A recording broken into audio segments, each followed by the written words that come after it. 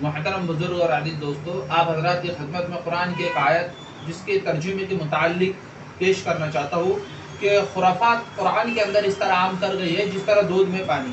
بہرحال ہمیں ایمان والے، ہمارا عقیدہ آپ صلی اللہ علیہ وسلم پر ہے، چاہے وقتوں کا کوئی ولی ہو یا صحابہ ہو یا تابعین ہو یا طبع تابعین ہو یا کوئی مولوی ہو یا کوئی مفتیٰ، اس سے ہمارا عقیدہ نہیں ہے۔ ہمارا عقیدہ اگر سے جڑا ہوا ہے تو آپ صلی اللہ علیہ وسلم سے۔ اسی طرح دوستو، امام احمد رضا خان صاحب جن کو کہا جاتا ہے اور انہی کے نقش قدم پر چلنے والے مولوی محمد نعیب مراد آبادی، انہوں نے قرآن کے اندر کچھ ترجمے کے اعتبار سے کچھ غلطی کی ہے، یا ان کے پاس آسمان پھٹ کر کوئی وحی نازل ہوئی ہے۔ بہرحال سورۃ الاحزاب 22واں پارہ آیت یہ ہے،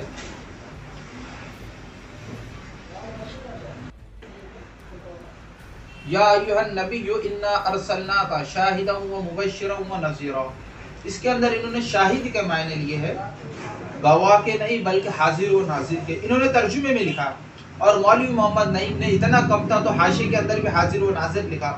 بہرحال اب یہی سوال اور ان کے جوابات۔ سب سے پہلے شاہ محدث دہلوی رحمہ اللہ علیہ، یعنی شاہ معین الدین محدث دہلوی رحمہ اللہ علیہ کی تفسیر کے اندر شاہد کے معنی، شاہ معین الدین رحمہ اللہ علیہ کی تفسیر کے اندر شاہد کے معنی گواہ کے ہیں۔ اسی طرح شاہ عبد القادر محدث دہلوی رحمہ اللہ علیہ، انہی کی بھی تفسیر کے اندر ہے بتلانے والے، لیکن انہوں نے بعد میں اس کے ضمن میں لکھا ہے کہ بتلانے سے مراد گواہی ہے۔ علامہ ابن کثیر رحمہ اللہ علیہ نے بھی شاہد کے معنی گواہ کے لیے ہے۔ اسی طرح تفسیر بیضاوی کا بھی قول شاہد کے معنی گواہ کے ہے۔ اور یہاں پر احمد رضا خان صاحب نے اور مولوی محمد نعیم جو ان کی پیروی کرتے ہوئے، انہوں نے شاہد کے معنی حاضر و ناظر کے لیے۔ اب اسی طرح امام احمد رحمہ اللہ علیہ، ابن سعد رضی اللہ تعالیٰ عنہ اس حدیث کے راوی ہے کہ امام احمد بن حنبل رحمہ اللہ علیہ سنتے ابن سعد رضی اللہ تعالیٰ عنہ سے، اور ابن سعد رضی اللہ تعالیٰ نے سنے خود آپ صلی اللہ علیہ وسلم کے منہ سے کہ آپ صلی اللہ علیہ وسلم نے اس کے معنی گواہ کے بتائے۔ اس طرح بتایا کہ کل قیامت کے دن پیغمبر کو بلایا جائے گا، کسی پیغمبر کے ساتھ ایک امتی ہوگا، کسی کے ساتھ دو، کسی کے ساتھ اس سے زیادہ۔ ان سے پوچھا جائے گا کہ تم نے تمہارے امتیوں تک تبلیغ کی؟ وہ کہیں گے جی کی۔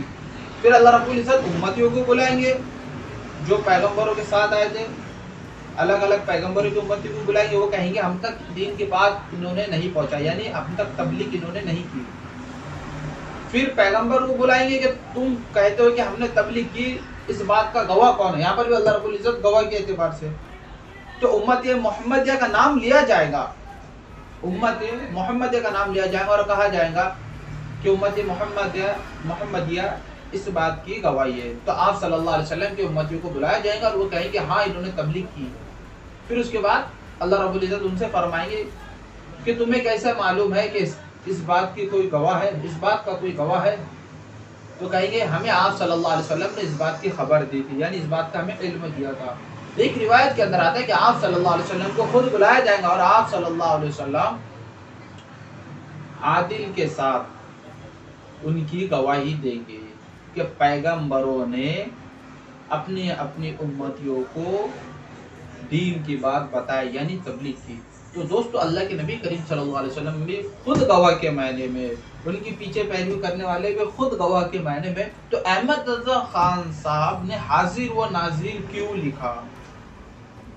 دلائل آپ کے سامنے موجود ہے دوستو۔ تو اسی طرح دوستو، قرآن کو سوچ سمجھ کر پڑھو اور ان لوگوں کے پاس پڑھو جو عالم مفتی ہے، ان کے پاس جا کر پڑھو، کم سے کم قرآن سمجھ میں تو آئے گا، قرآن کا ترجمہ تو سمجھ میں آئے گا۔